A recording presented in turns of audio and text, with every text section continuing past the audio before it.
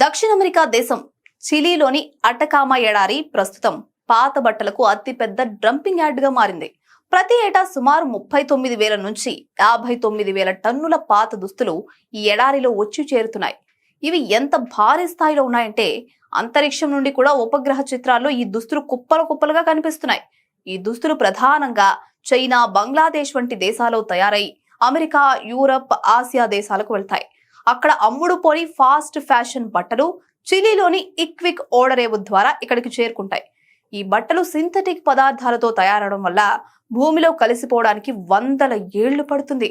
వీటి నుంచి వెలువడే రసాయనాలు ఎడారిలోని పర్యావరణాన్ని, భూగర్భ జలాలను కలుషితం చేస్తున్నాయి.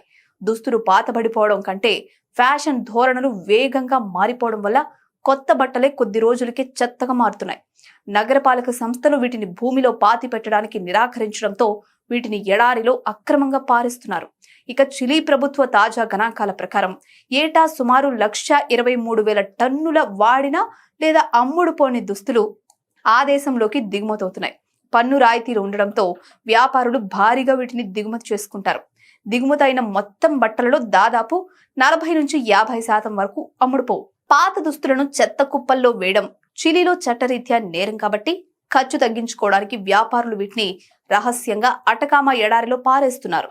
ఈ పర్యావరణ విపత్తును అరికట్టడానికి చిలీ ప్రభుత్వం ఎక్స్టెండెడ్ ప్రొడ్యూసర్ రెస్పాన్సిబిలిటీ REP చట్టాన్ని అమల్లోకి తెచ్చే ప్రయత్నం చేస్తుంది. దీని ద్వారా దుస్తుల దిగుమతిదారులు తాము తెచ్చిన వ్యర్థాలను రీసైక్లింగ్ చేసే బాధ్యతను కూడా తీసుకోవాల్సి ఉంటుంది.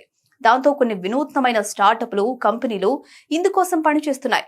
అందులో ఎకోసిటిక్స్ అనే చిలీకి చెందిన ప్రముఖ కంపెనీ ఎడారిలో పారేసిన పాత దుస్తులను సేకరించి వాటిని ముక్కలు చేసి థర్మల్ ఇన్సులేషన్ ప్యానెల్స్ గా మారుస్తారు.